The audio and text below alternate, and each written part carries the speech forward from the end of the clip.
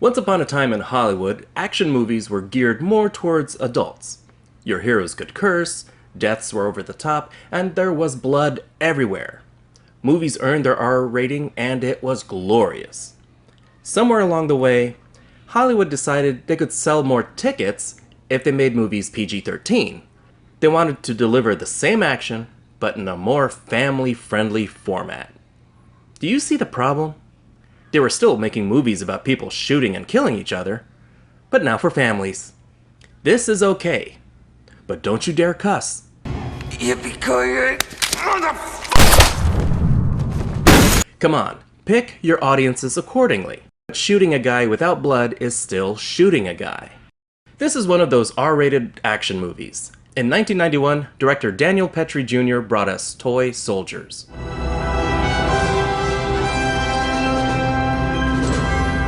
Yeah, I know. Another Die Hard spawn. Terrorists take over a location, a hero saves the day. Bear with me. You might be pleasantly surprised. We open on a hostage situation. Right away, we establish that these guys are serious. Holy shit, that was brutal. This is Luis Cali, the lead bad guy. He's a Colombian terrorist played by Andrew Divoff, not a Latin Richard Mall. He's here to break out his father, a big deal drug dealer, but they're too late. He's been extradited to America. They make a getaway, but not before taking out one more hostage. The tone is set. And the tone switches.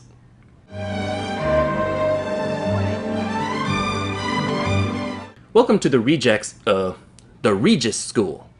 Tone switching is a bit jarring, but still enjoyable. You know the old trope where the kid is a screw-up, so they threaten to send him to boarding school? This is that school. Here's a formidable security force. I feel safer already. Meet our protagonists, led by Sean Astin as Billy Tepper. With him is Joey, played by Will Wheaton. Billy's a troublemaker who bristles with authority and defaces school property. That's not how you spell El Barto. These two gentlemen are Deputy United States Marshals. Oh shit, they take graffiti seriously. Actually, they're just here to take away their roommate. He's kinda involved in that opening scene, so this is just a precaution, which in no way affects the story. It affects the story. Your whole family will be put in a very safe place. They're taking him out today.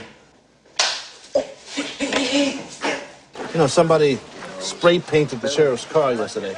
Wrote the words rejects all over it. No kidding. But just remember, I'm always going to be watching you. Even in the shower? I always wondered what happened to Barney Fife after Mayberry. Billy's got a group of friends, a rowdy, rule-breaking posse we haven't seen the likes of since Animal House. They sneak around at night, going to a hidden secret basement to smoke and drink. Billy sells vodka disguised as mouthwash. 4 parts 100 proof vodka, 2 parts peppermint schnapps for that mouthwash flavor, and 1 part creme de menthe to make it green. Damn. Slow down. Creme de... Oh yeah. I'm an adult and I can buy this stuff anytime I want. Moving on. They're such bad dudes, they call phone sex lines together. This is Jennifer. What's your name? Was that ever a thing? Hey, I'm not judging. I did similar stuff when I was their age. Lou Gossett Jr. plays Dean Parker. The Dean catches them when he picks up the phone. Oh, I'm completely naked. 20 minutes later, he tracks them down and punishment is dealt. I think someone's about to get a spanking. Kidding aside, this sets up a nice relationship between these two. Parker is frustrated with Billy, but he understands him. He was him when he was younger. There's an adversarial relationship, but you still see a touch of respect there. And who could say no to this face? Just reminding the audience these guys still exist. I think this is where that wall idea came from. Meanwhile, back at the school... Then what's behind this perverse desire to constantly risk getting thrown out of school? You think I set out to get caught? Get up! We gotta strike back. Bart Simpson did it. Try not to laugh. I'm trying. In fact, this is what Bart Simpson would be like in boarding school. The headmaster is played by Denholm Elliott. He's taking this rather well. Rest in peace, sir. I like that they're not a bunch of uptight stiffs. That puts them more in control and not easily fazed by these kids. But that still won't prepare them for this. Oh, look who's here.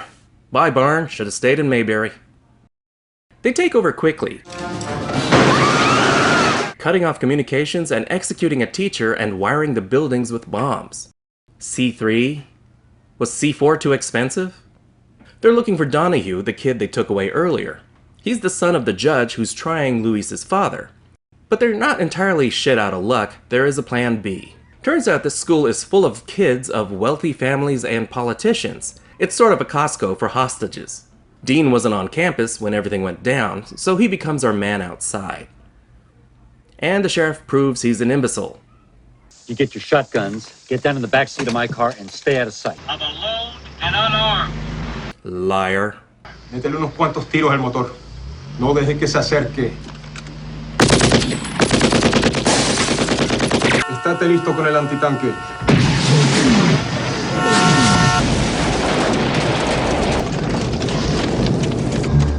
Who needs transitions? The military arrives, led by R. Lee Ermey. Probably one of his more subdued performances. Hey, if you want him at full throttle, check out Full Metal Jacket. The bombs are rigged to this box, triggered by a garage door opener on Luis's wrist. What happens if he hits the button? They will explode! I like how he says that. They will explode! Luckily, our heroes are thrown together in a single room, and now the plan for action begins. But first, porn. Do you have any more magazines? Now they have access to a remote-control plane. This'll come in handy later. We can't just sit by and let these bastards fuck with our lives. And this was one of the first times I heard Wil Wheaton curse. It was weird. Billy takes charge, he's got a plan, and it's a decent one. We need to find out everything about these guys that are holding us. How many of them there are, what kind of guns they have, all that stuff. We're with you, man. But if you get us shot, we're gonna be pissed. The boys are allowed outside, so they take this opportunity to gather intel on their captors. Patiently, they learn what they can while still appearing to do kid stuff. But they have to report for hourly head counts, and if anyone is caught missing, 5 of you will be executed. the parents have a pointless town hall meeting to address the situation. Really, this scene mainly exists to introduce Joey's father, played by Jerry Orbach. Did you realize that the head of the New Jersey Mafia is here in this room? He'll put you in the corner, and then you sleep with fish. He tries to use his connections to get his kid out of there. I wish I had that kind of relationship with my father. And the cat's in the cradle and the silver spoon. They have the intel gathered, now they just have to get it to the guys outside. Not a problem for a bunch of delinquents who routinely sneak off campus. A slight distraction comes courtesy of their plane. Well, that was easy. Aw, they lost their plane. He reaches the military, but they won't let him get back before head count, because they're idiots. Even if you are who you say you are, we cannot let you go back. They'd kill you. That's my problem. I can make it. I've got to go right now. So he gets away on his own, but not before the head count begins. This is a pretty nail-bitey part of the movie. Slight snafu, but check your balls for leeches later. I was in the shower. I didn't hear the bell ring. He plays it off brilliantly, and this puts him on Luis's radar. They have a quiet chat, 50 Shades style. Mob connections are a wonderful thing. Trout's kid Joey goes to the Regis school. He naturally wants him out. I think it's hilarious that terrorists are still afraid of the mafia. Because we respect your father. Fuck my father. And the cat's in the cradle and the silver spoon. So Joey's released, but being a bit of a hothead, he decides to take action. Not bad. Okay, I know how this is going. Wil Wheaton is one of the larger names among the kids. He's not gonna work the gun. Okay, Mafia kid, you pick up stuff. But they're not gonna shoot back. Okay, they shoot. But he's one of the main characters. He won't get hit. Flesh wound? Come on, they're not gonna kill a kid. Holy shit. They just gunned down Wesley Crusher. They shot LaChance. This kid, as good as dead. This one, forgot his name already. This one's a goner. The stakes are raised, people. Okay, I'm calmer now. But this does change things. We have a genuine cost. It's now no longer cute fucking with the terrorists. If things weren't totally serious before, they are now. You tell them that this one was an accident, but the next one won't be. They'll eventually find you, and then they will kill you. You Americans always say that, but you never actually do it. He's talking about the mob, dude. You are fucked. Here we have the all is lost moment. I'm not crying, you're crying. The mob pays their respects to Luis's father. OJ style. Too soon? Now that their bargaining chip is gone, We've got no choice. We have to go in. do they still have help on the inside? Billy loses faith in their plan, but it's too late to stop now. And could you please put on some pants? Sleeping with that looks risky. One yawn and... Explode! Parker leads the strike team to the school via Billy's secret tunnel. They tell him to stay behind. Billy and a kid named Yogurt, I don't know, maybe he's good for digestion, go on their mission. Jeez Louise, Yogurt, you'd think we were going to defuse a bomb or something. That was a joke, Yogurt. Lighten up. No, that's not a joke. That is exactly what you're doing. They switched the chip in the bomb with the one from the plane, conveniently placed in the headmaster's office. Damn. Just wait here. Looks like the dean can't take orders either.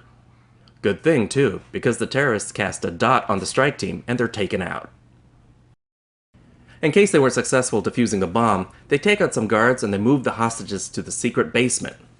They're gonna listen to so much phone sex down there. Aw, he thinks he's dealing with Blackhawks. Oh, hi, Apache!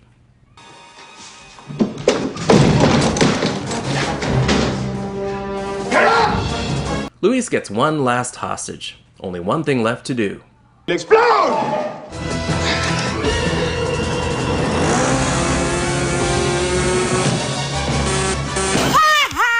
Lou Gossett Jr., distraction and bullet taker. The good guys shoot the squib in his head and Luis is down. You don't think you're gonna get off that easy, do you? Huh? This school is so sued. All is well, the hostages are released and our heroes are united. That was Toy Soldiers. As far as Die Hard clones go, this one was pretty good, and fairly different. It gives us characters you can empathize with, bad guys to hate, and a story that draws you in, with a good balance of fun and tension. It's still pretty heavy at times, but it still doesn't take itself too seriously. The leads are likable guys with good chemistry. I buy them as friends. They give each other shit, they fight, they call phone sex lines together. Was I the only guy who was watching cartoons at that age? Okay, I still do. When they lose one of their own, I felt it too. The fact they're delinquents played into their ability and willingness to fight back, but they fight back in ways kids would.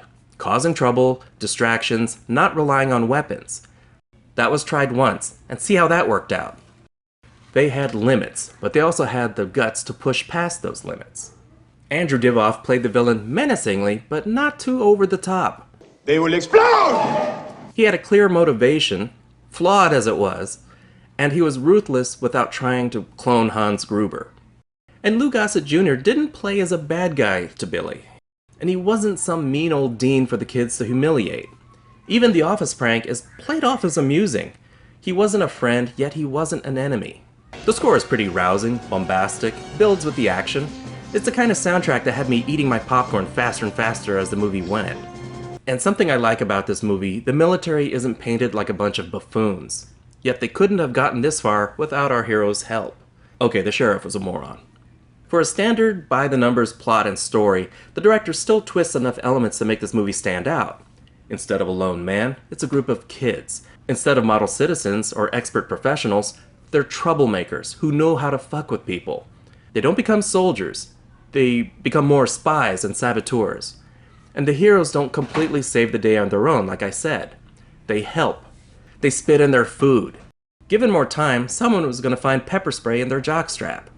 Sean Astin, action hero. He did a great job here. I thought he was believable as a rebel pushed too far, striking back not out of habit or duty, but to save his friends. He takes charge, he's smart, ballsy, but maintains a sense of fear and vulnerability. And Wheaton shocked me here as well. Tough-talking, hot-headed son of a mob boss. His friendship and chemistry with the others made me care more about his character, and when he died, it really did shake me. It's well paced, the action is balanced without turning into a Rambo movie. Not that there's anything wrong with that. It builds to a finale that satisfies the story and cuts to credits so it doesn't overstay. It's highly underrated, but if you like a good action movie with believable performances and good characters, check out Toy Soldiers. An explosive 4 out of 5.